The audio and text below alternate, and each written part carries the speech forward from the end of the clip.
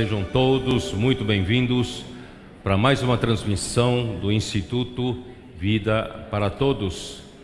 Dentro do tema geral, Evangelho de João, Palavra, Vida e Edificação. Chegamos à mensagem de número 18, com o título de Fazer a vontade de Deus e realizar a sua obra.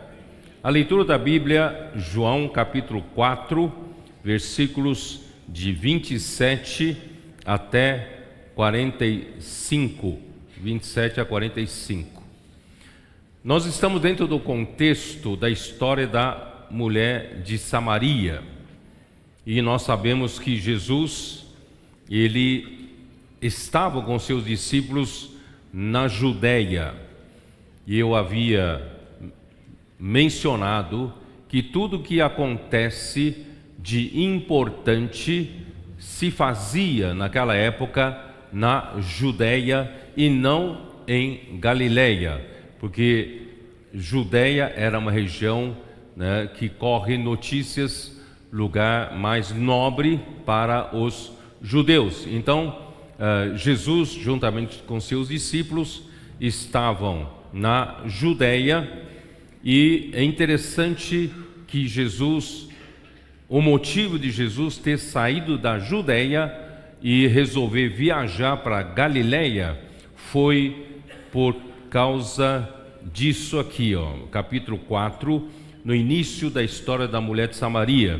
Capítulo 4, versículo 1 diz assim: Quando, pois, o Senhor veio a saber que os fariseus tinham ouvido dizer que ele, Jesus, fazia e batizava mais discípulos que João, se bem que Jesus mesmo não batizava, e sim os seus discípulos, deixou a Judéia, retirando-se outra vez para a Galileia.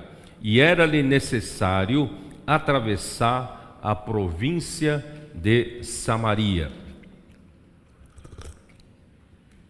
É muito interessante o apóstolo João, ele acrescentar essa explicação. O motivo de Jesus ter se retirado da Judéia e resolvido voltar para Galileia foi por causa dessa situação que pareceu para os judeus uma concorrência. Irmãos, é muito interessante que nós temos que notar que a obra de Deus há uma só direção. A obra de Deus não tem confusão, Não tem duas obras de Deus acontecendo ao mesmo tempo, concorrendo entre si. João Batista foi grandemente usado por Deus, como eu já falei várias vezes, não vou repetir muito. Então, João Batista, cheio do Espírito Santo, fez um excelente trabalho preparando o caminho para o nosso Senhor Jesus iniciar o seu ministério. João Batista foi usado para o batismo de Jesus, e no batismo de Jesus, o próprio João Batista, ele testificou que realmente Jesus era o Filho de Deus, porque ele viu a confirmação do Espírito Santo descendo sobre Jesus como pomba, E ele disse: esse verdadeiramente é o Filho de Deus. No entanto, ele havia com isso terminado o seu trabalho de um precursor de Jesus, mas ele não saiu de cena. Por isso, irmãos, até aqui o trabalho de João Batista foi de excelente nível. Foi um trabalho que, se não fosse pelo Espírito, irmãos, nenhum homem consegue fazer. E João Batista fez um trabalho espetacular, fora da caixa, e introduziu nosso Senhor Jesus. E quando se introduz o nosso Senhor Jesus, irmãos, era hora dele se retirar de cena, mas ele não se retirou. Por isso, irmãos, aqui mostra que nós, como homens, nós temos certas dificuldades, como Jesus mesmo disse no capítulo 2 de João, né, que o apóstolo João, né, mencionou no capítulo 2 de João, né, versículo 23, estando ele em Jerusalém durante a festa da Páscoa, muitos, vendo os sinais que ele fazia, creram no seu nome, mas o próprio Jesus não se confiava a eles, porque os conhecia a todos e não precisava de que alguém lhe desse testemunho a respeito do homem, porque ele mesmo sabia o que era a natureza humana. Irmãos, em outras palavras, a natureza humana não é confiável, não é confiável. E as pessoas precisaram ver os sinais que Jesus fazia para crer nele. Irmãos, o melhor era identificar que Jesus era o Messias, era o Cristo que devia de vir para o povo de Israel e crer, independentemente de sinais. Por isso, irmãos, hoje nós temos um exemplo dos nossos adolescentes. Os nossos adolescentes, irmãos, não precisam de sinais para crerem que essa palavra vem do Senhor. Eles já creem com simplicidade que essa palavra é do Senhor e os sinais os seguem. Os sinais vêm depois. Por isso, irmãos, nós não precisamos esperar ver milagres, ver sinais para depois cremos de que essa palavra é do Senhor. Mas nós devemos aprender a identificar o nosso Senhor e o seu falar e crer na sua palavra, aí os sinais vêm em seguida. E por outro lado, irmãos, a natureza humana, infelizmente, nós ainda temos elementos do velho homem, elementos da velha criação em nós, que nós adquirimos na queda do homem. Quando o homem se desconectou de Deus, o pecado entrou no mundo e pelo pecado a morte entrou e a morte passou para todos os homens. Mesmo Jesus ter nos salvo, né, pela fé em Jesus, nós então ganhamos a vida eterna. No entanto, nós ainda carregamos em nós uma natureza caída, é ou não é? Por isso, irmãos, essa natureza caída não é confiável, não é confiável. Então, irmãos, apesar de João Batista ter sido grandemente usado pelo Senhor, ele deveria, por isso que Jesus disse para Nicodemos, né, importava ele nascer de novo, nascer do alto. Quem não nascer da água e do Espírito não poderá entrar no reino de Deus. Quem nascer da carne continua sendo a carne, mas quem nascer do Espírito é Espírito. Então, irmãos, graças a Deus, todos nós, acredito que todos que estão aqui, irmãos, creram no Senhor Jesus. Todos que estão aqui tiveram esse novo nascimento. Nós nascemos do alto e nós nascemos do Espírito. No entanto, nós temos que ter a consciência, nós temos uma vida espiritual em nós, mas nós ainda temos uma vida natural em nós.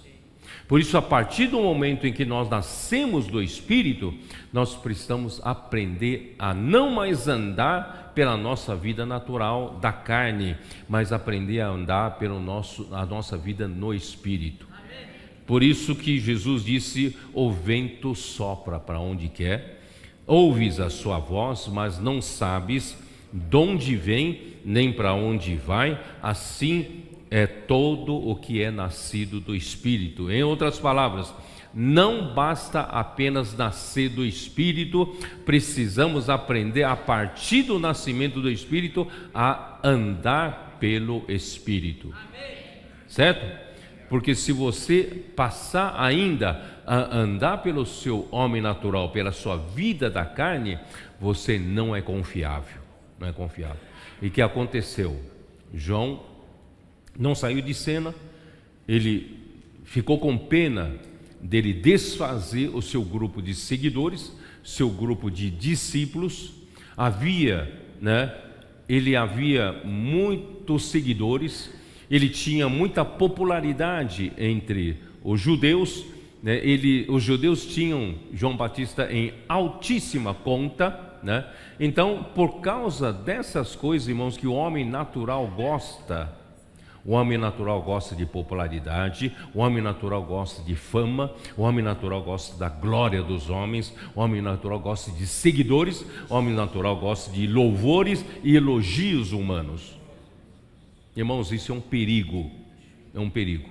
Por isso, irmãos, vamos limpar o nosso coração.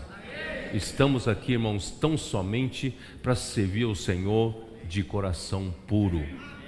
Não buscamos nada para nós mesmos.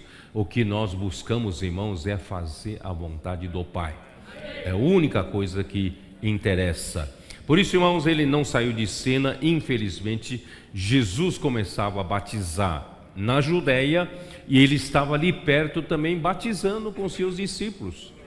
Então, pareceu para os judeus e para os de fora uma competição. Irmãos, isso não é legal. Não é verdade? Deus não tem duas obras aqui na terra. Não tem duas obras aqui na terra. Irmãos, é isso que eu quero hoje, né? Na introdução, ainda não vou entrar na mensagem propriamente dita. Na introdução eu queria fazer esse alerta. E João, irmãos, João, ele tem um objetivo muito maior do que mera descrição na letra do seu evangelho. Nós precisamos ir na profundidade. Por isso que os nossos adolescentes, os irmãos, os comportores, o PAC, né, os irmãos e irmãs em geral, têm levado muito a sério, né, a imersão na palavra. Porque, irmãos, a imersão na palavra nos tira da superficialidade. E é muito interessante, irmãos, nós não apenas ficarmos só, né, proclamando. Nós precisamos pedir para o Senhor, Senhor, enquanto nós fazemos a imersão, nós queremos penetrar na profundidade da palavra. O que realmente interessa a Deus nos revelar. O que Deus quer nos revelar, irmãos? Isso muda o nosso ser na essência. Você não fica só na aparência, não é isso? Nós precisamos de uma mudança aqui dentro, na essência, para Deus encher-nos de sua realidade. Então, irmãos, a imersão na palavra, transcrição na palavra, grito de guerra, irmão, tem que nos ajudar a aprofundar na palavra, aprofundar na revelação da palavra. Se não alcançarmos esse objetivo, irmãos, ainda não está bom, tá? Então, aí, vou repetir, a imersão na palavra, transcrição na palavra, não é isso? A gente falando entre nós, inculcando a palavra, tem que nos levar à profundidade da palavra, ao que verdadeiramente Deus quer nos revelar através dos escritos de João. Porque o João, ele quer nos mostrar, irmão, não na esfera terrena, ele quer nos mostrar na esfera espiritual e celestial. Então vamos aprofundar, certo? Então, irmãos, eu quero mostrar duas coisas para vocês antes de começar a mensagem. A importância da palavra e a importância da atitude do homem no tocante à palavra. No primeiro século, Deus trabalhou. Primeiramente, nosso Senhor Jesus foi enviado por Deus como o profeta, como o enviado de Deus. Nós vamos ver ainda nos capítulos 5 e 6, nas mensagens subsequentes sobre isso, tá? Então, Jesus era um enviado de Deus. E o enviado de Deus, irmão, não fala a sua própria palavra. O enviado de Deus fala a palavra daquele que o enviou. E é a palavra que Deus quer falar através do seu enviado, irmãos, é a própria palavra da vida. Por isso João, ele faz questão de enfatizar logo no primeiro versículo do seu evangelho e também no dos primeiros versículos da sua epístola, a primeira epístola, ele fala da mesma forma: no princípio era a palavra estava com Deus e a palavra era Deus. Mostrar, irmãos, claramente que essa palavra não foi criada no meio do caminho. Essa palavra já existia na eternidade, e essa palavra é próprio Filho de Deus, e essa palavra, irmãos, é que Deus usa para criar todas as coisas, e a palavra que Deus usa para fazer toda a obra até a sua conclusão. Você crê nisso ou não? É isso que João quer mostrar para nós. É a palavra. E a primeira epístola de João 1, como diz? Dê uma olhada, como é que João fala? Lá na sua primeira epístola. O que era desde o princípio, o que temos ouvido, o que temos visto com nossos próprios olhos, o que contemplamos e as nossas mãos apalparam, é o quê? Uma doutrina? Um seminário? Não, é com respeito à palavra da vida. Irmão, toda obra de Deus é pela palavra da vida. E essa palavra é que é um veículo para trazer a vida de Deus ao homem. E a vida de Deus, irmãos, é a solução para fazer a vontade de Deus, né?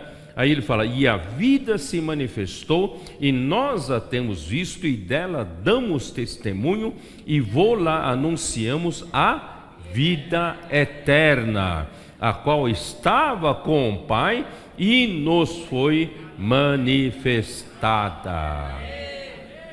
Eu não vou nem ler o versículo 3, que é importantíssimo, mas não faz parte do encargo do que eu estou falando agora nesse momento. O que eu quero dizer para vocês, irmãos, João quer nos levar para a profundidade. Ele quer nos mostrar, irmãos, que toda a obra de Deus se inicia pela palavra de Deus. E a palavra de Deus é que fez a criação. Toda a criação foi feita pela palavra. Disse Deus: haja luz, e houve luz. Vocês entenderam? Olha como é simples. Deus disse: haja luz, e houve luz. Então não há complicação, não há complicação. É a palavra falada e a obra feita.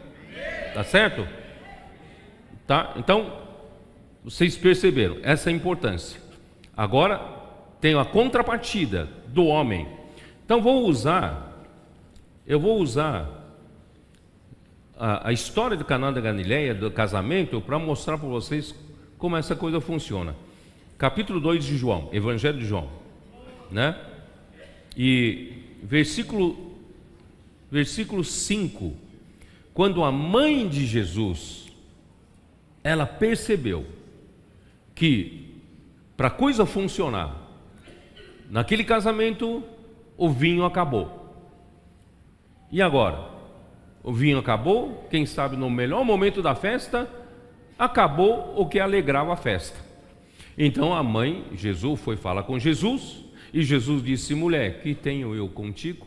A minha hora ainda não chegou. Em outras palavras, eu não é um homem que me dá ordens. Quem me manda fazer alguma coisa é o meu Pai que está nos céus. Eu dependo dele. Se ele me der uma ordem, eu faço. E como eu faço? Pela palavra, tá? Então aí o que a mãe de Jesus disse? Isso é muito importante. Versículo 5. Então ela falou aos serventes: fazei tudo o que ele vos disser. Não sei se vocês perceberam como Deus vai fazer a obra aqui na igreja. Irmãos, eu vou falar a mesma coisa para vocês que a mãe falou, a mãe de Jesus falou para o servente. Irmãos, façam tudo o que Jesus falar. Façam tudo do jeito que Jesus falou.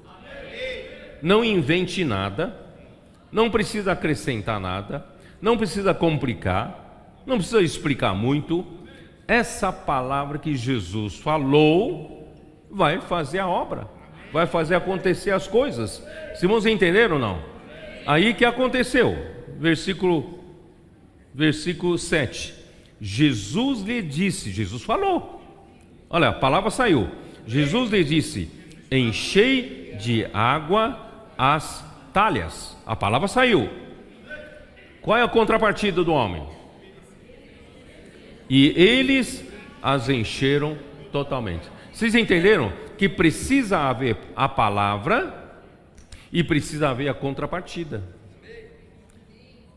Hoje é a mesma coisa, irmãos. A palavra profética chega até nós, precisa de contrapartida. Qual é a contrapartida? Vamos fazer imediatamente e fazer de acordo com o que a palavra falou. Não invente, né? Então, enchei de água as talhas e eles as encheram totalmente. Então Jesus continuou. Jesus determinou: tirai agora e levai ao mestre Sala. Nessa hora, se eles falarem: mas que besteira, nós acabamos de pôr água, eu vou levar água para o mestre Sala? É besteira isso, irmão. Se eu colocar em dúvida e não fizer de acordo com a palavra do Senhor e acrescentar, né, o meu questionamento, pronto, não vai funcionar. Mas eles não questionaram. O que aconteceu? Eles o fizeram. E quando a água chegou até mestre Sala, conforme a palavra de Jesus, a água se tornou o melhor vinho. Irmãos, é isso que está acontecendo hoje. Ah, Senhor Jesus. Desde a fundação do mundo, irmãos, até quando chegar na plenitude, né, da dispensação dos tempos, quando Cristo encabeçar todas as coisas, irmãos, nesse período, irmãos, é a palavra de Deus é que faz a obra. Na vida da igreja, no primeiro século, o Senhor usou o apóstolo Pedro. E a palavra que Deus usava a Pedro, quando toda vez que ele levantava, representando os 12, mas era Pedro, o porta-voz, não era? No tempo de Pedro, irmãos, tinham 2 canais para falar a palavra de Deus? Não, era um só. Que confusão seria, irmãos, no meio do povo de Deus, receber 2 vozes diferentes? Não seria uma confusão? Mas Deus não é de confusão. Deus levantou Pedro, certo? Graças a Deus, o evangelho se espalhou por Jerusalém e toda a Judeia, chegando até Samaria. Pedro foi usado para abrir a porta do reino dos céus, da igreja, para os judeus que creram. Depois, no dia da casa do Cornélio, no capítulo 10 de Atos, ele abriu a porta também para os gentios que creram no Senhor Jesus. Aí, tanto judeus como gentios que creram no Senhor Jesus foram batizados pelo Espírito Santo para serem o mesmo corpo, membros do mesmo corpo. Aí surgiu o corpo de Cristo, que não há judeus, não há gregos, todos são membros vivos do corpo de Cristo.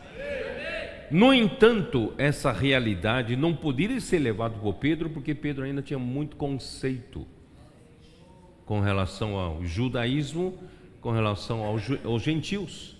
E também, dentro de casa, em Jerusalém, havia os que eram da seita, né, dos fariseus, que defendiam que além de crer em Jesus para ser salvo, precisava guardar a lei de Moisés e serem circuncidados.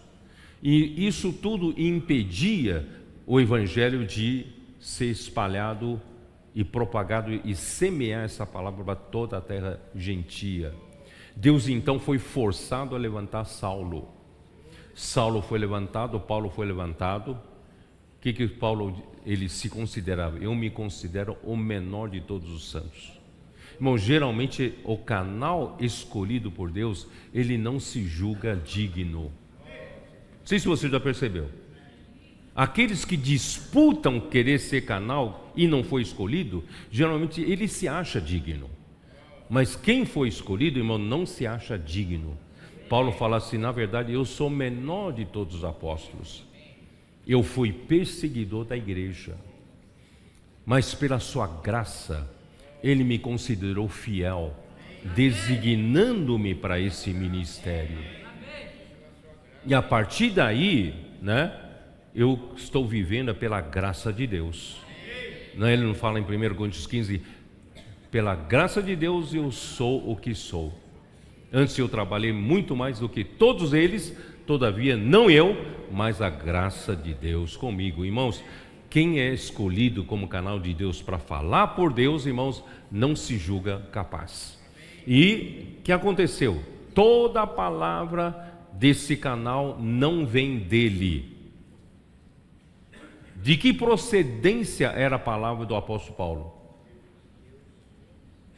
É mediante uma revelação que eu recebi do Senhor a respeito dos mistérios de Cristo, é que eu prego como o evangelho das insondáveis riquezas de Cristo. Então, irmãos, o canal escolhido por Deus, ele não fala suas próprias palavras, ele fala aquilo que Deus quer falar e mostrado a ele por meio de revelações.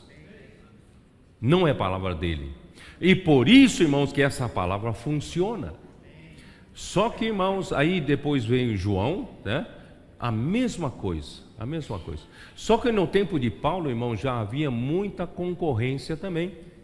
O homem não tinha esse conceito de que, porque no meio dos gregos havia muitos partidos de escolas filosóficas. Vocês conhecem a Grécia. A Grécia é de onde houve o nascedouro, de toda a democracia e também de muitas linhas filosóficas. Então eles tinham muitas opções, um cardápio de opções, de filósofo A, filósofo B, C, D, E. Eles tinham um menu de alternativas. Mas, irmãos, isso é num conceito humano. Na obra de Deus não tem esse menu. No entanto, a gente não sabe disso. A gente quer lidar com a obra de Deus do jeito que a gente lida com as coisas daqui da terra. Irmão, nós achamos que Deus então nos põe diante de nós, irmão, num cardápio. Aqui tem um pregador bom, ali tem um eloquente, ali tem um que sabe explicar bem a Bíblia, ali tem um tal, então você escolhe. Será que é isso?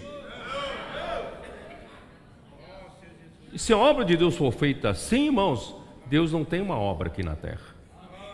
Deus pode ter uma boa escola de profetas, mas não faz a obra não é executada aqui na terra. Por isso, irmãos, Deus tem um só canal. E a palavra que esse canal fala, irmãos, não é uma palavra de informação, não é uma palavra de doutrina, não é uma palavra de instrução, mas é a própria palavra que é Cristo. Por isso eu tenho enfatizado esse nome, esse termo, a palavra profética, para diferenciar de uma palavra como mera informação, como uma palavra como mera doutrina. A palavra profética é aquela palavra que Deus fala hoje conosco, que é o próprio Cristo que vem pela revelação e chega à igreja, irmãos, como suprimento de vida. E é essa vida que chega através de um canal, irmão, só pode ser um. Por isso, irmão, o inimigo ataca de todo jeito. Ele quer levar a gente de volta para aquele tempo da Grécia, né? Vamos torcer, ser corintiano, ser palmeirense, ser flamenguista, tal. E aí eu prefiro esse, eu prefiro aquele. Irmão, na obra de Deus não tem isso, não. Porque Deus só tem uma palavra que faz a obra de Deus. E a própria palavra faz a obra de Deus. Inimigo quer confundir, inimigo quer competir, irmãos, mas não tem competição. Porque qualquer outra palavra, irmãos, não há confirmação. A palavra não se cumpre, não se sucede. Mas a palavra profética se cumpre. A palavra profética, a confirmação, a palavra profética seguem a ela sinais, prodígios, milagres, e coisas acontecem e faz a igreja avançar. Estou certo ou não? Mas durante todo o tempo houve essa tentativa de Satanás de confundir. Tanto é que vocês sabem Moisés. Moisés, quando foi chamado pelo Senhor para servi-lo, no começo do livro de Êxodo, Moisés falou: Senhor, agora não, né? Quando eu tinha 40 anos de idade, eu estava cheio de si, fui preparado na melhor faculdade do Egito, eu sabia falar muito bem, sabia discursar, eu sabia também artes marciais, eu sabia muito bem a prática, fazia aplicar a teoria, eu estava bom, e quando saí para defender o povo de Israel,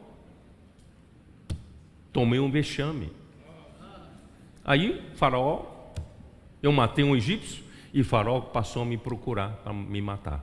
Eu tive que fugir, fiquei 40 anos no deserto de Midian, e ali eu não tive com quem aplicar tudo que eu aprendi no Egito. Todo dia era apacentar as ovelhas do meu sogro Jetro. E não tinha mais discurso, porque todo o tempo era ouvir balido das ovelhas, né? E eu perdi toda a minha eloquência. Senhor, manda outro, porque eu sou pesado de língua, eu sou pesado de boca. Irmãos, por que eu estou enfatizando isso? Irmãos, quando Deus escolhe um canal, é justamente na hora que ele se julga mais incapaz, porque Deus já trabalhou nele. Essa maturidade faz com que o homem perceba que ele é incapaz de fazer a obra de Deus. Aí quando o homem sabe que ele é incapaz, aí Deus quer usar. Deus falando: não é você mesmo que eu quero chamar, mas manda outro, eu não sei falar.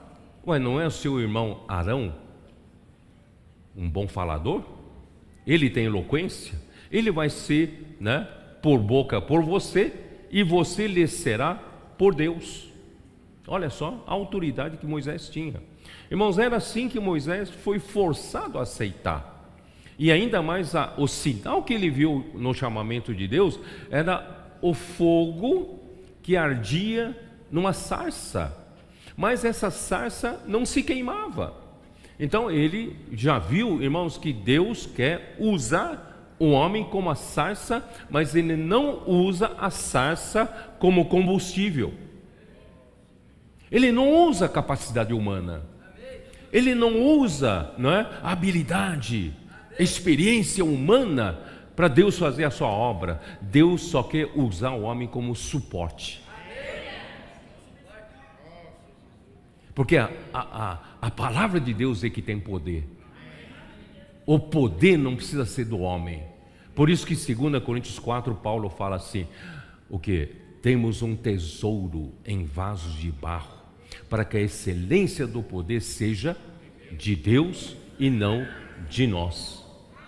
Aí esse canal está bom para ser usado. Aí Deus começou a usá-lo. Aí quando chega em Números 12, vocês conhecem a história, não é isso? Números 12, justamente Arão, que Jesus falou para usá-lo como boca, e Miriam, também era uma irmã mais velha do que Moisés, foi a Miriam que colocou Moisés dentro de um cesto recém-nascido, né, boiando, que ia a filha de Faraó viu essa criança e adotou-a, certo? Então Miriam era bem mais velha do que Moisés. Arão era mais eloquente que Moisés, também mais velho. Ué, se Arão era eloquente, Miriam era mais madura, por que Deus usa Moisés, não usa Miriam, não usa Arão? Não é isso?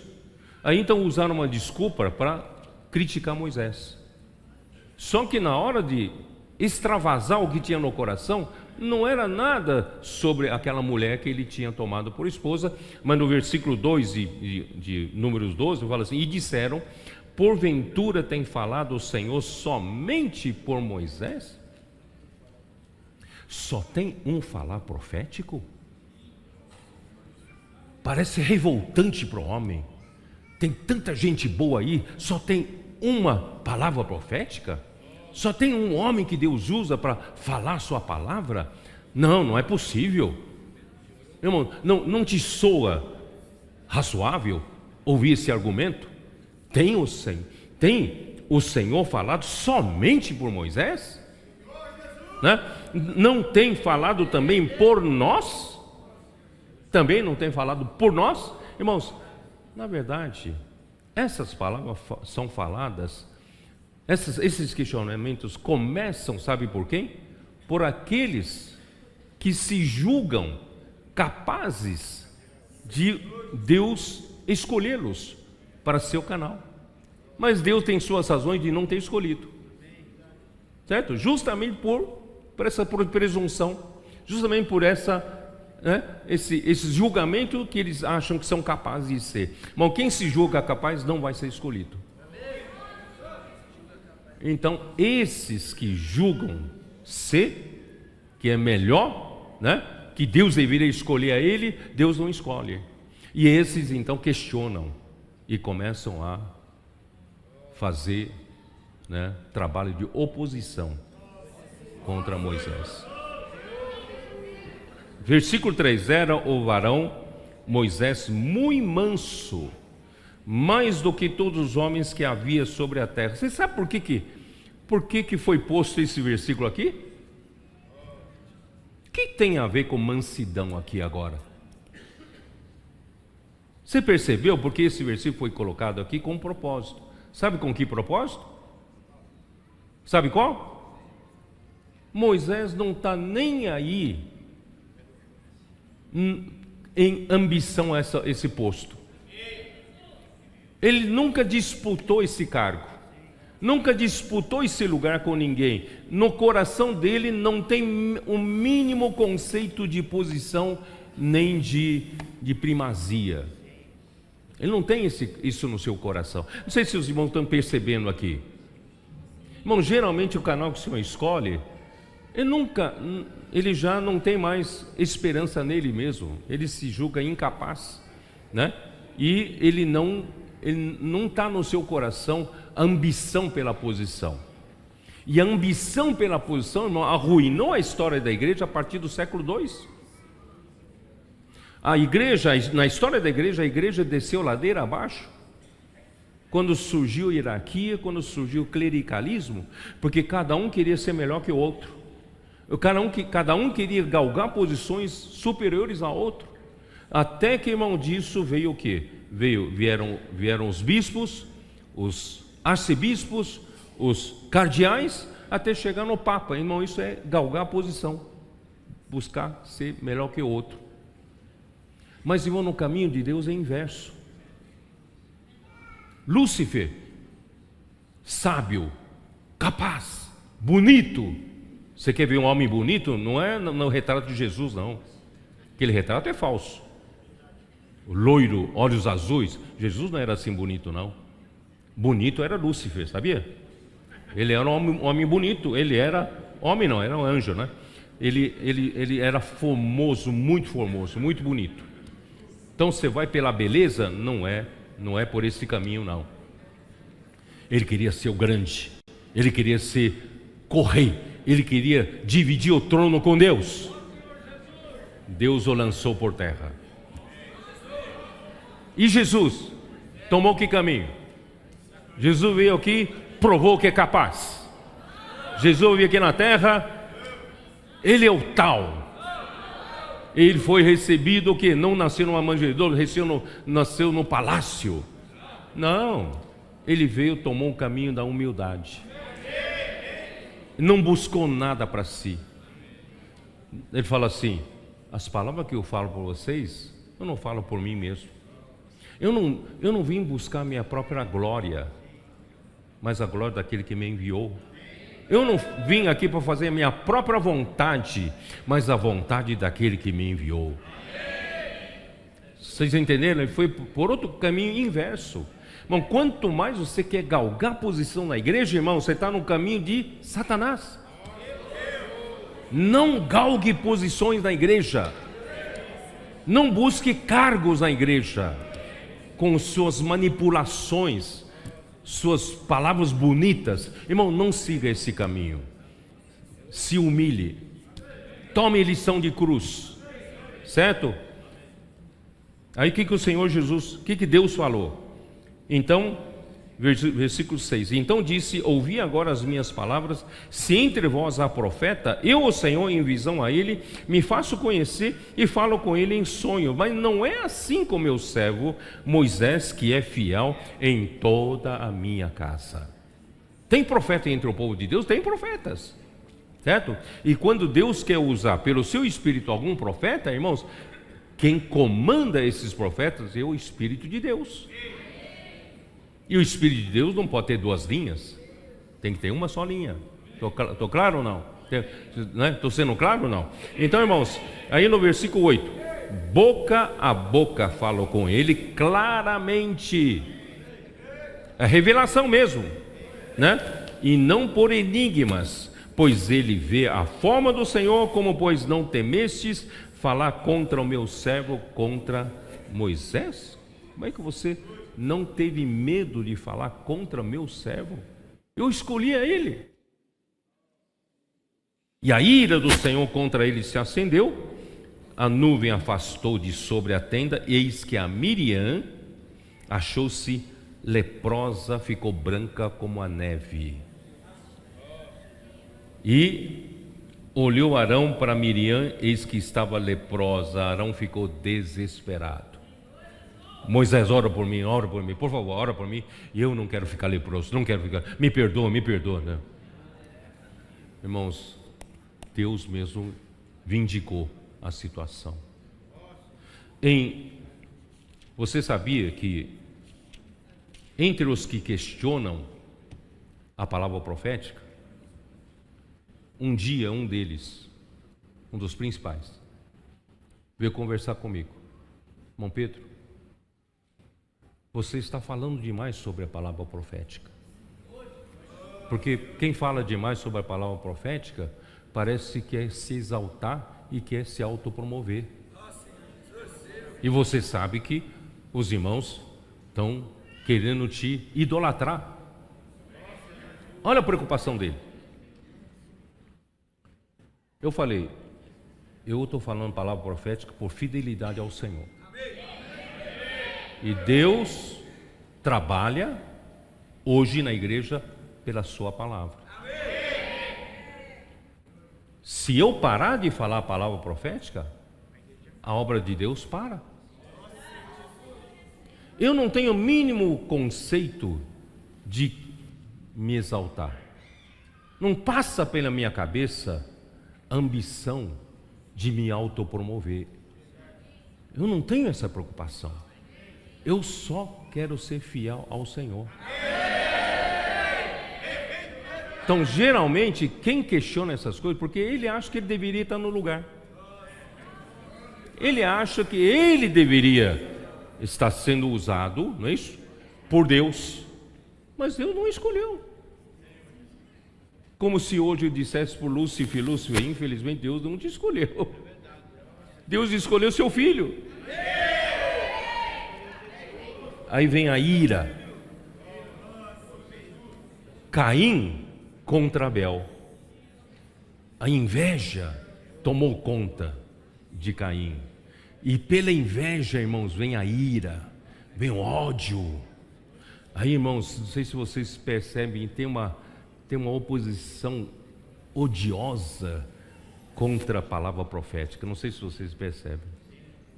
Tem gente que ouve todas as nossas palavras, todos os nossos eventos, eles passam detalhadamente, mas não para ganhar vida, para criticar. Mas por quê? Por causa do ódio, inveja. Irmãos, Jesus não quer competir com João Batista. Assim como, irmão, nós não queremos competir com ninguém. Não temos a mínima preocupação em competir com ninguém, irmãos. A nossa única preocupação é que a obra de Deus tem que ir adiante. A vontade de Deus tem que ser feita. Ou não? O Senhor tem que voltar. A igreja tem que ser edificada.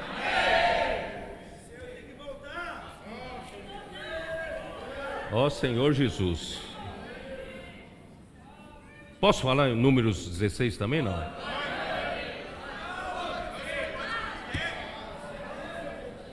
E eu Deus, se eu não entrar na mensagem, não tem problema, me deixar para outra?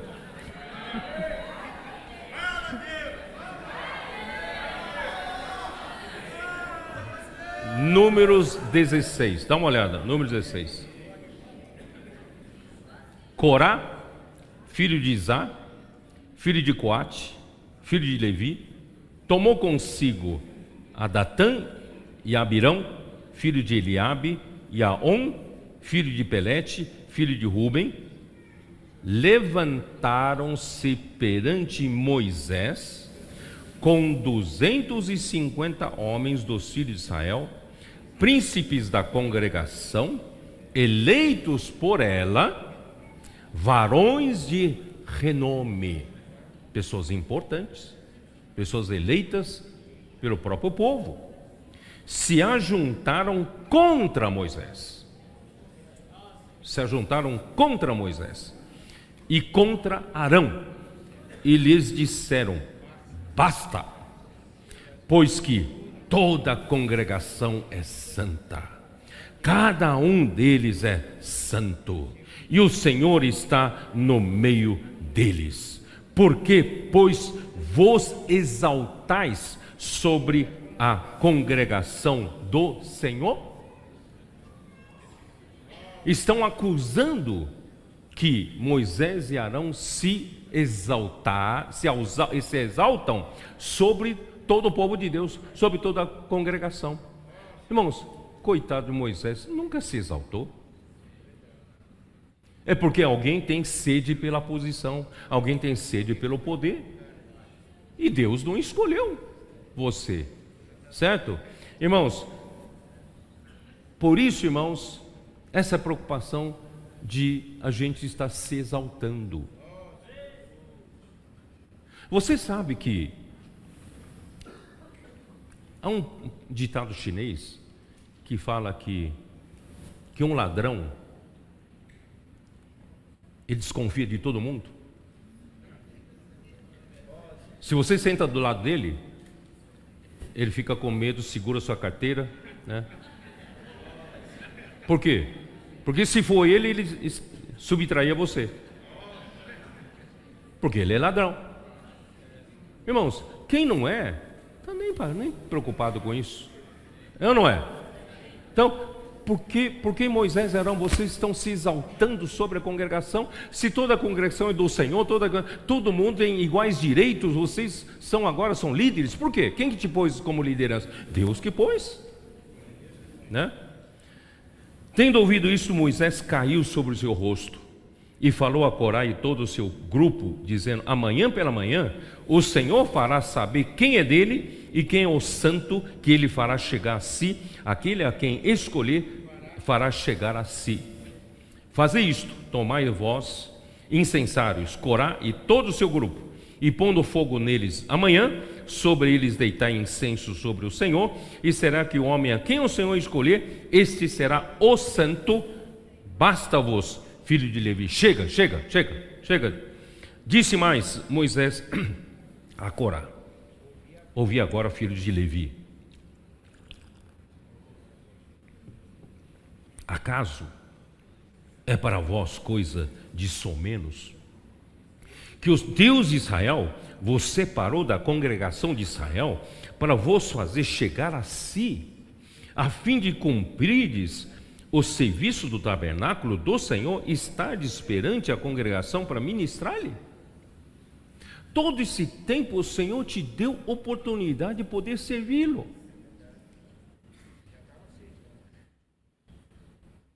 No tempo do irmão Dong, você teve a oportunidade de servi-lo. E agora, seja agradecido. Seja agradecido por ter tido a oportunidade de servi-lo. Não use aquilo para agora querer o quê? Ir contra Moisés e contra Arão, certo? Ele fala assim: acaso não, já vi, né? Versículo 10, né? E te fez chegar Corá e todos os teus irmãos, os filhos de Levi, contigo, que você ainda juntou outros, ainda também procurais o sacerdócio? Pelo que tu e todo o teu grupo juntos estáis contra o Senhor. E Arão, que é ele, para que murmureis contra ele, coitado do Arão, né? Mandou Moisés chamar a Datã e Abirão, filho de Eliabe, porém eles disseram: não subiremos. Então já tinha um espírito de rebeldia dentro de si. Nós não vamos subir, né? Porventura é coisa de somenos que nos fez subir de uma terra que mana leite e mel para fazer-nos morrer nesse deserto, se não também queres fazer-te príncipe sobre nós? Você quer ser príncipe sobre nós? Sabe? Então olha o conceito de posição, conceito, ambição pela posição, né? Nem tampouco nos trouxesse a uma terra que manda leite e mel, nem nos desse campos e vinhas em herança. Pensas que lançarás pós aos olhos desses homens? Pois não subiremos. Ó rebeldia, não subiremos.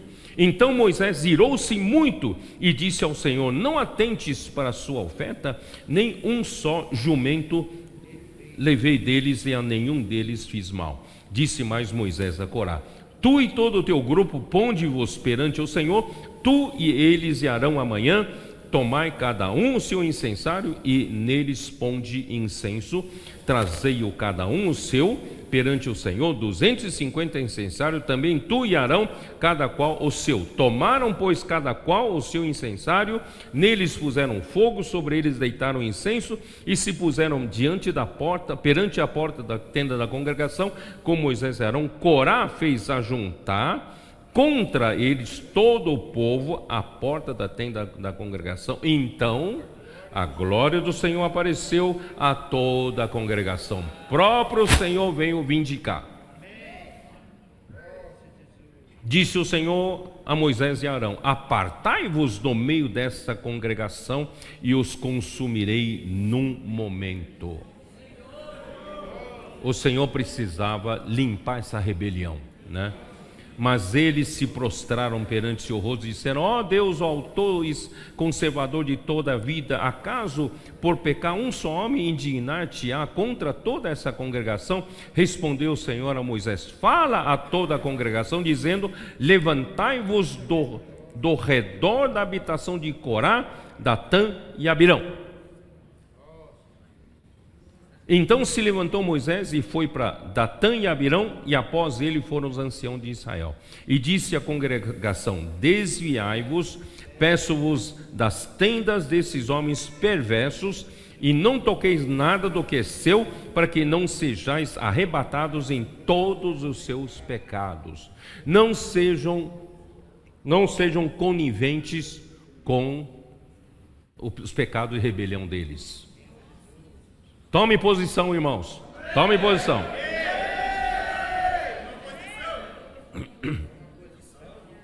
Sai de perto. Levantaram-se, pois, do redor da habitação de Corá, Datã e Abirão, e Datã e Abirão saíram e se puseram à porta da sua tenda, juntamente com suas mulheres, seus filhos e suas crianças. Irmãos, geralmente os rebeldes já começam a rebeliar dentro da sua própria família. dentro da sua própria casa e começam com atitude rebelde, né? Já começam a contaminar os da sua própria casa, né? Então disse Moisés: nisto conhecereis que o Senhor me enviou a realizar todas estas obras que não procedem de mim mesmo. Irmãos, eu vou ler de novo esse versículo. Presta bem atenção que Moisés disse aqui. Então disse Moisés: nisto conhecereis que o Senhor me enviou. Moisés não se candidatou, Moisés não se colocou sobre a congregação, exaltando a si mesmo. Moisés jamais fez isso. Mas o Senhor o enviou a realizar todas essas obras. Irmão, quem faz a obra? É Deus, por meio da palavra que Ele ordena ao seu enviado, não é isso? Então, me enviou a realizar todas essas obras que não procedem de mim mesmo. Vocês estão lutando contra mim, mas não procedem de mim essas obras, né? Se morrerem estes como todos os homens morrem, e se forem visitados por qualquer castigo como se dá com todos os homens, então não sou enviado do Senhor. Mas se o Senhor criar alguma coisa inaudita, e a terra abrir a sua boca e tragar com tudo o que é seu, e vivos descerem ao abismo, então conhecereis estes homens que esses homens desprezaram o Senhor. E aconteceu que, acabando ele de falar todas essas palavras, a terra debaixo deles se fendeu. Abriu a sua boca e os tragou com as suas casas, como também todos os homens que pertenciam a Corá e todos os seus bens. Ele e todos os que lhe pertenciam desceram vivos ao abismo. A terra os cobriu e pereceram do meio da congregação. Todo Israel que estava ao redor deles fugiu do seu grito, porque diziam: não suceda que a terra nos trague a nós também. Procedente do Senhor saiu fogo e consumiu os 250 homens que ofereciam o incenso. Ó Senhor Jesus. Aí versículo 41. Mas no dia seguinte toda a congregação dos filhos de Israel murmurou contra Moisés e contra Arão, dizendo: vós matastes o povo do Senhor. Olha a rebeldia, né? Ajuntando-se o povo contra Moisés e contra Arão, e virando-se para a tenda da congregação, eis que a nuvem a cobriu e a glória do Senhor apareceu de novo. Quer dizer, o próprio Senhor vem defender, o próprio Senhor vem vindicar, né, a sua obra, tá? Ó Senhor Jesus. Aí o que aconteceu, irmãos? Aí começou a morrer gente, né? E quando chegou, eu não vou ter muito tempo para falar isso, versículo 49, ora, os que morreram daquela praga foram 14.700, foram os que morreram por causa de Corá. Voltou Arão a Moisés à porta da tenda da congregação e cessou a praga. Ó Senhor Jesus, irmãos, que o Senhor possa ter misericórdia de nós. Não vamos nos envolver com esses que questionam a palavra que vem do Senhor. Irmãos, a palavra não vinha de Moisés, a palavra vinha do Senhor. Da mesma forma como hoje, irmãos, a palavra não vem de um homem, a palavra vem do Senhor. E tanto é que essa palavra prova, através das confirmações por sinais e prodígios, irmão, que essa palavra faz a obra do Senhor. Por isso, irmãos, os nossos adolescentes estão experimentando isso. Eles não têm esse espírito de questionamento, eles são simples, creem na palavra do profeta e eles praticam com simplicidade. Eles estão ganhando a rodo outros adolescentes, não é isso? Não foi ontem, não? Ontem? Foi ontem que na Zona Leste? Foi ontem? Na quarta-feira? É isso, né? Vocês foram visitar uma família, é isso? e o adolescente que vocês foram visitar não estava em casa, a mãe dele trouxe quantos adolescentes? 14. A mãe convidou 14 adolescentes para a visita dos nossos adolescentes da igreja para fazer o que? Imersão e grito de guerra lá. É isso, né? Aí.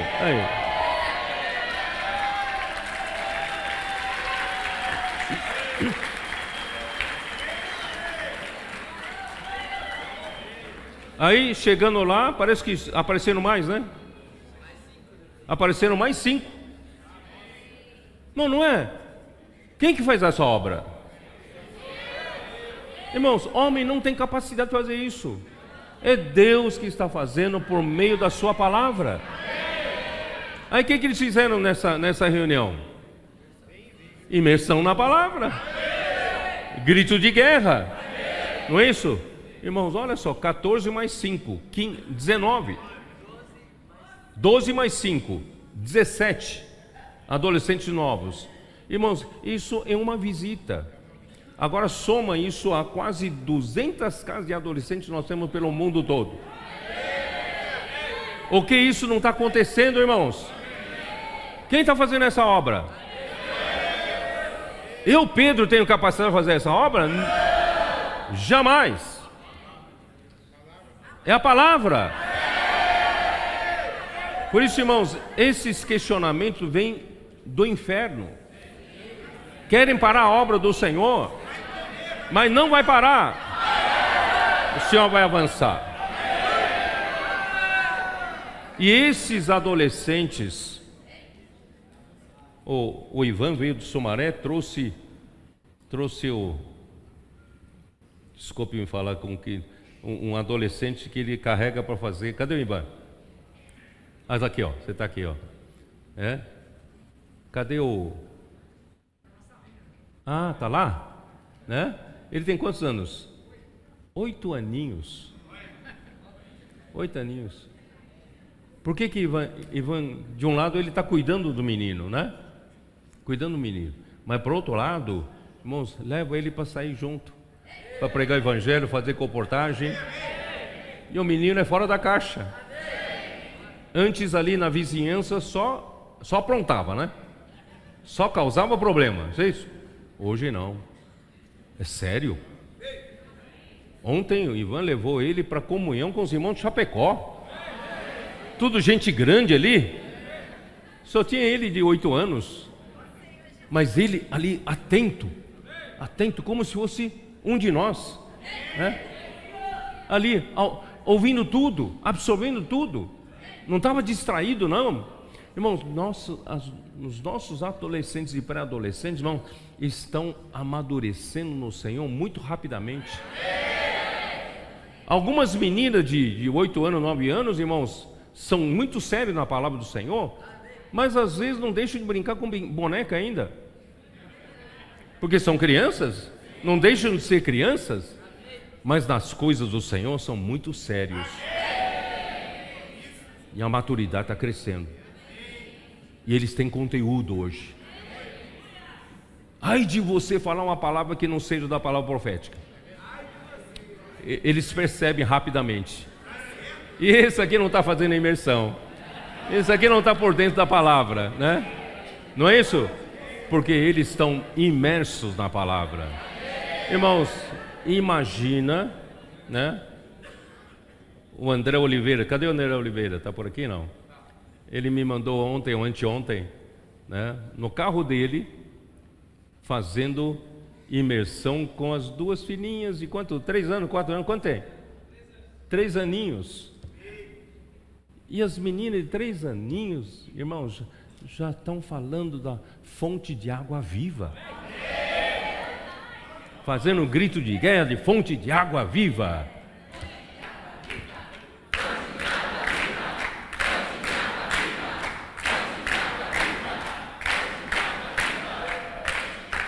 Eles vão crescer nesse ambiente, vão crescer, irmão, nessa cultura, crendo na palavra e vendo a palavra. Eles vão ter experiência de que a palavra faz a obra. Irmãos, o Senhor está formando um exército formidável.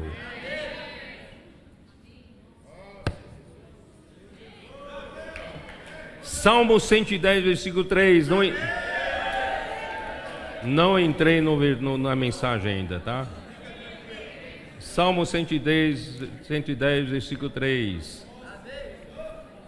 Apresentar-se-á voluntariamente o teu povo no dia do teu poder, com santos ornamentos, como orvalho emergindo da aurora, serão os teus jovens.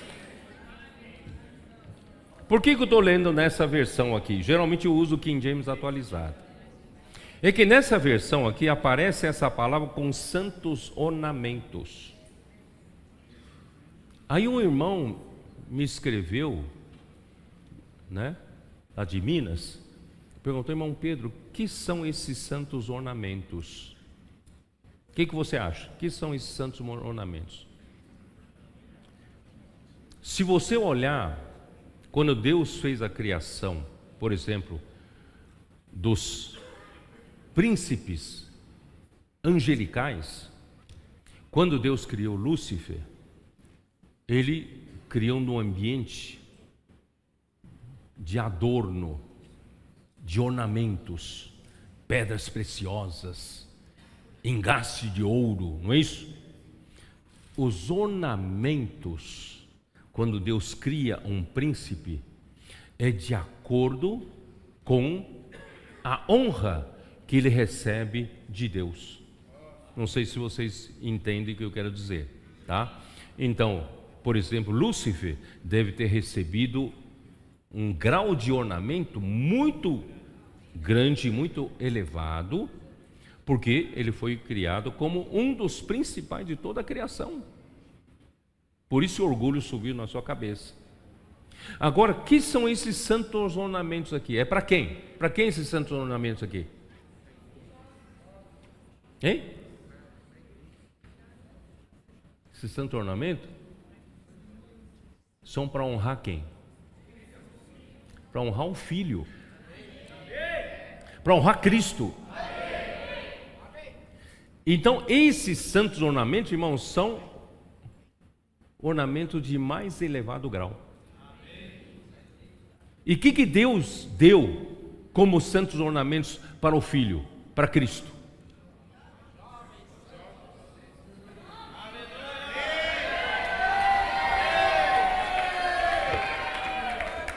Os jovens santos, um exército de jovens santos. Vocês estão percebendo que Deus deu vocês jovens e adolescentes como honra, para honrar o nosso Senhor Jesus Cristo, com a finalidade de quê? De fazê-lo rei, de fazê-lo rei sobre as nações. Ele vai reinar sobre as nações. E Deus, por isso que Deus deu vocês como exército para trazer de volta. Vocês que não têm questionamentos que os adultos têm. Vocês são simples, creem na palavra profética, e a palavra está acontecendo. Irmãos, crescendo nessa cultura, você imagina o que o Senhor pode fazer daqui para frente. É a palavra que faz. Mas ele precisa da contrapartida da igreja. E hoje encontrou essa contrapartida. Nós cremos com simplicidade. Ó Senhor Jesus. Eu vou entrar um pouquinho, vai. João 4, senão vão dizer que eu não falei nada aqui, né? Então lá, João 4. João 4. João 4. Versículo 27.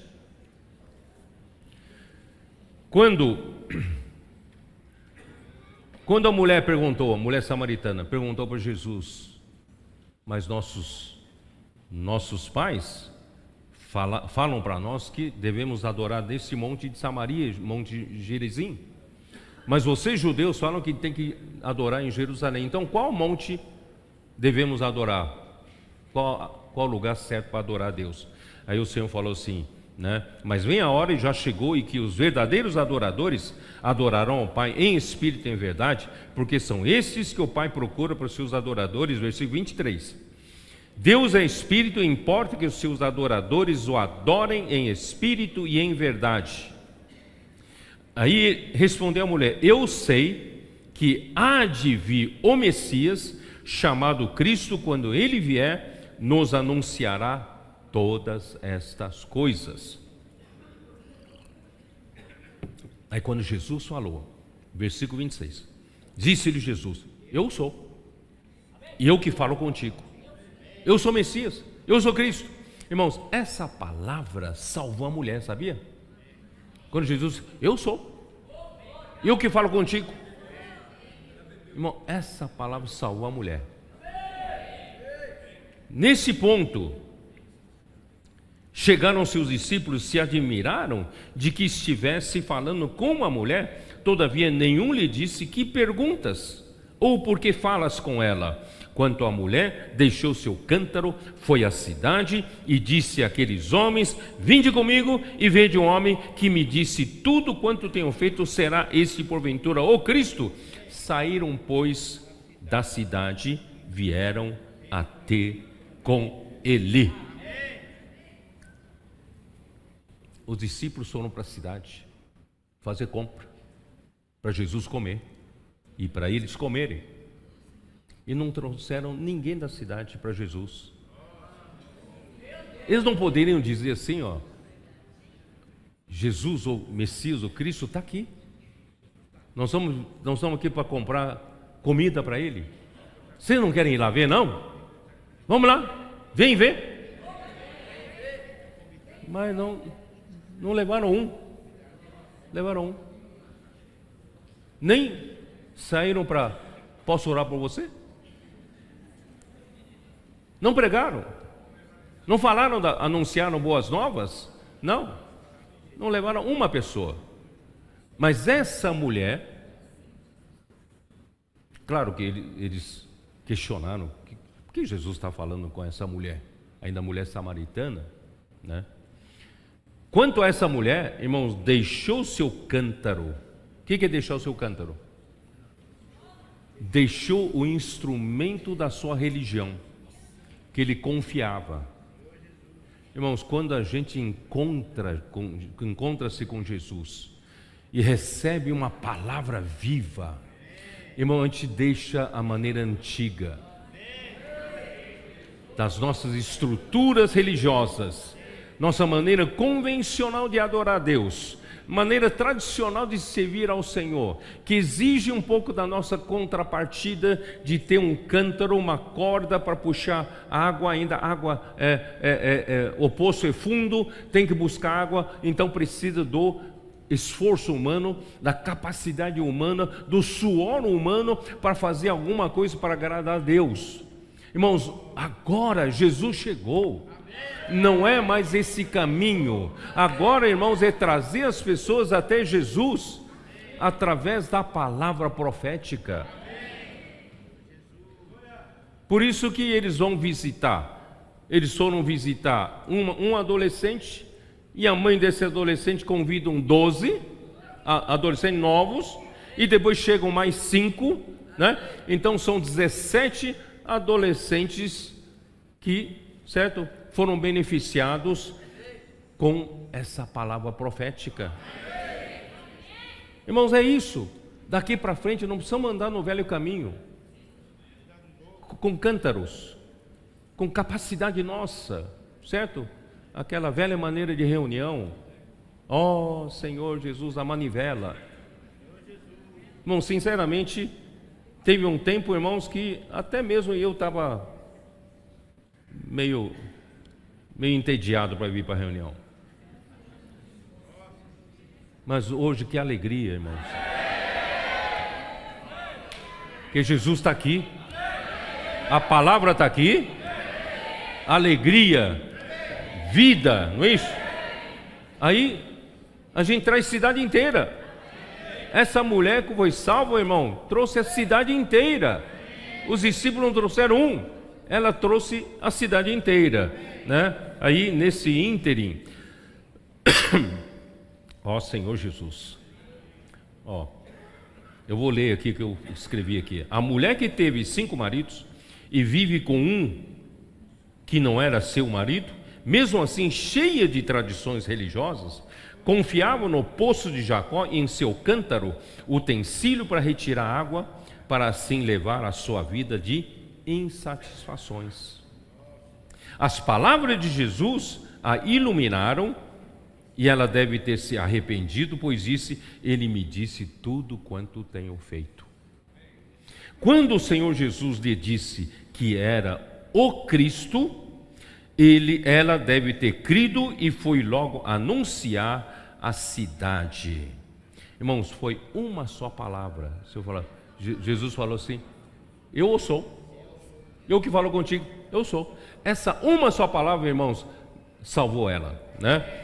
E que mudança rápida de alguém que era pecador, confiante nas suas tradições religiosas, para alguém que reagiu rapidamente à água viva que bebeu e foi imediatamente anunciar a todos na cidade.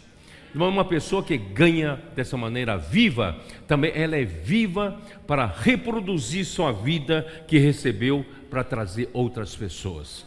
João quer nos revelar que as tradições religiosas que tanto confiamos estão na árvore do conhecimento do bem e do mal. Tanto o lado bom quanto o seu lado mal pertence à mesma árvore. Não se engane, né? Que Deus disse naquele dia em Gênesis 2:17, no dia em que não era para comer daquela árvore, o dia em que o homem comer, morreria.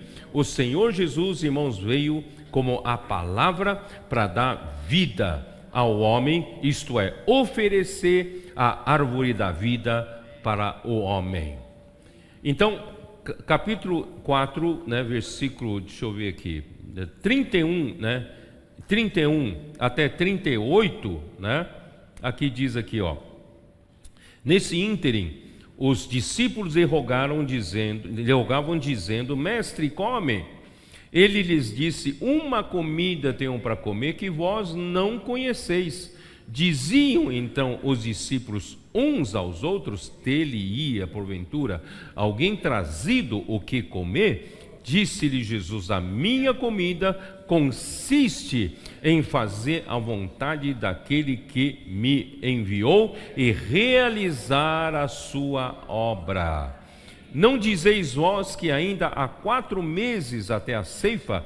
Eu, porém, vos digo: erguei os olhos e vede os campos, pois já branquejam para a ceifa.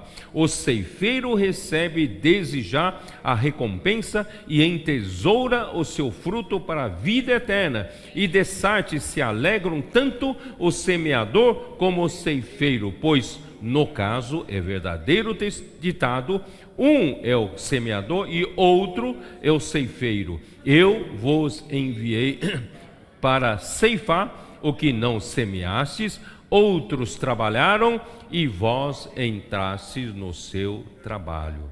Irmãos, tudo isso quer dizer o quê? Jesus disse: eu já estou satisfeito.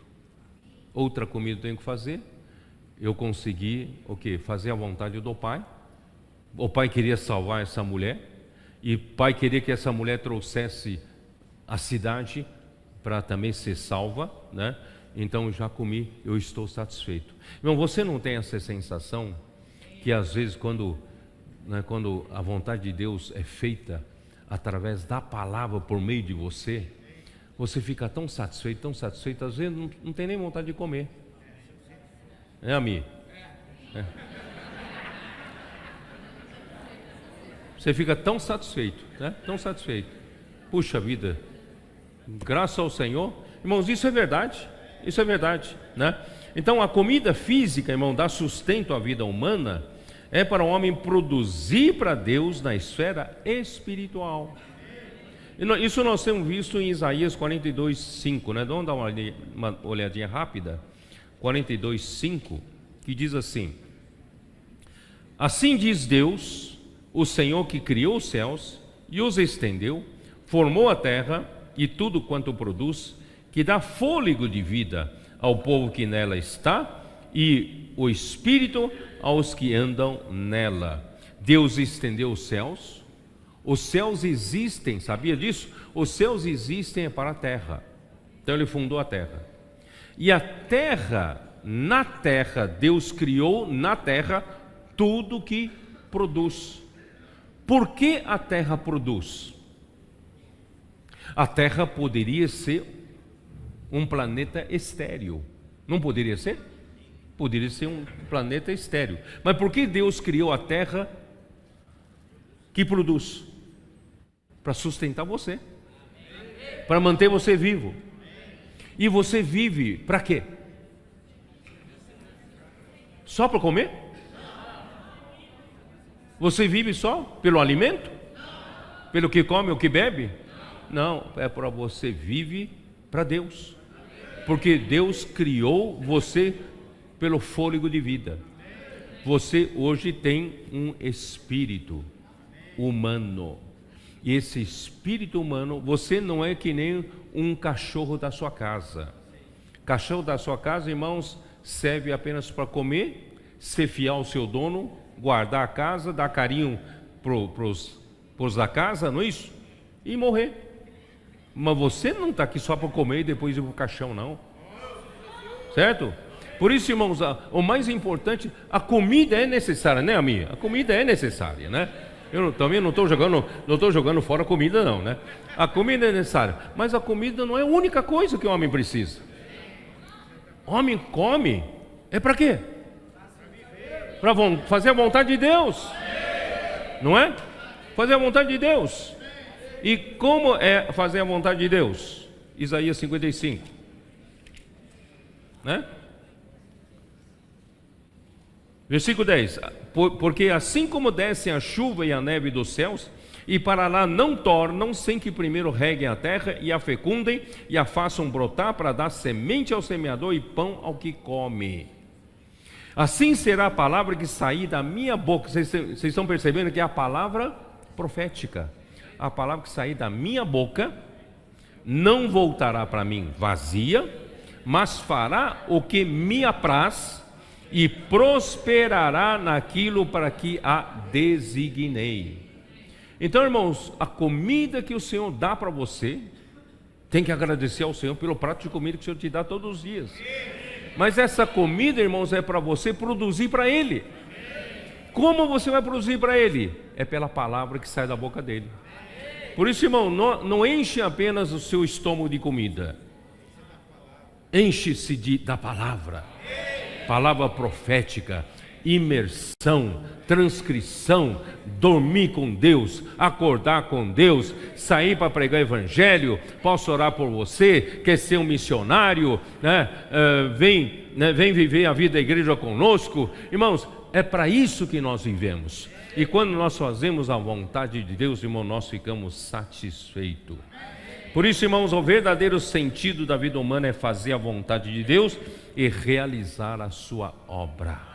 E a vontade de Deus é governar a terra por meio do encabeçamento de Cristo, né? E realizar a sua obra por meio da palavra que sai da sua boca. Isso sim dá real satisfação ao homem. Quem está feliz? Está feliz porque comeu uma boa comida? Está feliz porque a palavra em você está fazendo a obra de Deus? Não é isso? Agora eu vou explicar rapidamente sobre a ceifa, tá? Não dizei vós que ainda há 4 meses até a ceifa? Eu, porém, vos digo, erguei os olhos e vede os campos, pois já branquejam para a ceifa. O ceifeiro recebe desde já a recompensa, em tesoura o seu fruto para a vida eterna, e dessarte se alegram tanto o semeador como o ceifeiro, tá? Irmãos, a vida que nós recebemos quando cremos em Jesus é uma vida por si só reprodutora. Nós não ficamos só com essa vida em nós mesmos. No passado nós não acostumamos a viver apenas a vida da igreja dentro de 4 paredes. Mas graças ao Senhor, o Senhor nos deu um novo começo. Nós começamos a querer essa mulher, ganhou a vida que veio pela água viva e foi logo correndo para a cidade, né, para dizer para aquelas pessoas que conviviam com ela que encontrou Cristo, encontrou água viva, né? Então essa vida que dentro de nós é uma fonte a jorrar para a vida eterna. Ela é uma vida reprodutora, quer produzir, quer fazer outros ganharem essa vida, sabe? Então, né, ó Senhor Jesus, essa vida, irmão, não somente mata a nossa sede, mas essa vida jorra como água viva também para outras pessoas, seja para semear ou para ceifar, tá? Eu vou explicar isso. A mulher samaritana creu no Senhor e saiu imediatamente à cidade para anunciar a Cristo. Por isso, os nossos comportores, nossos jovens, estão afoitos para sair, para reproduzir essa vida. Irmãos, é por causa desse efeito, né? Essa vida quer se reproduzir. Você ganhou benefício, você quer que outras pessoas ganhem benefício. Por isso, irmãos, a comportagem, a nossa pregação do Evangelho não é por qualquer interesse. É por amor às pessoas e por uma reação espontânea dessa vida. Nós queremos sair também, falar para outras pessoas. Hoje nós ouvimos na sala de comunhão, é isso? Uma pessoa que foi abordada por um desses nossos jovens, não é isso? E essa pessoa estava realmente a um ponto de se jogar na frente de um carro e se matar. E o nosso jovem, posso orar por você, comportagem dinâmica, irmãos, salvou. Aí passou um contato por um dos irmãos aqui, o irmão recebeu uma mensagem dele: aquele rapaz que veio orar comigo salvou a minha vida. Irmãos, é isso que está acontecendo entre nós. Isso é fazer a vontade de Deus, né? Então não podemos nos acomodar entre quatro paredes, satisfeitos dentro das nossas estruturas da vida da igreja que montamos ao longo dos anos. Não podemos ficar insensíveis aos apelos da vida reprodutora que há dentro de nós. Aqui tem um apelo, quer reproduzir, quer levar essa vida para outros, né? Uma fonte a jorrar para a vida eterna. Então vamos sair para pregar o Evangelho, especialmente o Evangelho do Reino, que vai resultar no encabeçamento de Cristo na vida das pessoas. E a vida das pessoas vai entrar em ordem. Aquele que queria se suicidar, agora vai encontrar a verdadeira satisfação. Quando Cristo entrar na vida dele e colocar todas as coisas em ordem, ele vai ganhar a satisfação. Por que aqui fala em ceifar? Tá? Então vou dizer, ceifar significa colher o fruto da semeadura e fazer o trabalho final da pregação do Evangelho do Reino para que venha o fim. Mateus 24:14, como diz: e será pregado este Evangelho do Reino a todo mundo para testemunha a todas as nações, e então virá o fim. Irmãos, no tempo da mulher samaritana, foi semeado aos samaritanos o Pentateuco, os 4 livros de Moisés, a lei. E agora os discípulos tinham agora a missão de ceifar. Não sei se vocês entendem. Então, assim como essa mulher samaritana, embora religiosa, mas tinha semente, né, semeada dentro delas. Tinham semente de que, viria Cristo, viria o Messias, não é isso? Tinham semente de que devemos adorar neste monte. Então foram semeadas sementes. E agora Jesus ceifou. Jesus fez a colheita e foi trazido para dentro do celeiro de Deus. E agora, com relação a nós, isso com relação à mulher samaritana, agora com relação a nós, irmãos, somos os trabalhadores da última hora. Durante 20 séculos, muitos semearam. Muitos que antecederam a nós, irmãos, pregaram o Evangelho. Não pregaram? E cabe a você, irmãos, fazer o quê? Não vamos deixar ponta solta. nós vamos ceifar. Vamos recolher. Vamos recolher para dentro do celeiro, dentro da casa de Deus. Por isso, irmãos, vamos ceifar. Vamos fazer a colheita. Então não é só pregar um evangelho para pessoas sair do inferno e ir para o céu, não. Vamos pregar o evangelho, irmãos, o evangelho do reino, para que enquanto eles vivos ainda, possam viver uma vida encabeçada por Cristo. E melhor ainda, vem ver e viverem a vida da igreja juntamente conosco. Irmãos, isso é ceifar. Por isso, irmão, nós vamos ceifar, né, aquilo que nós não semeamos. E vamos edificar o corpo de Cristo, trazer essas pessoas como membros vivos. Eles vão edificar o corpo de Cristo. E Mateus 24, irmãos, 45 a 47, vou terminar com esse versículo, vamos lá. Mateus 24, vocês já sabem nesse versículo, né? 24, 45, que diz o quê? Quem é, pois, o servo fiel e prudente, a quem o Senhor confiou os seus servos, para dar-lhe sustento a seu tempo? Quem é? Quem é esse servo?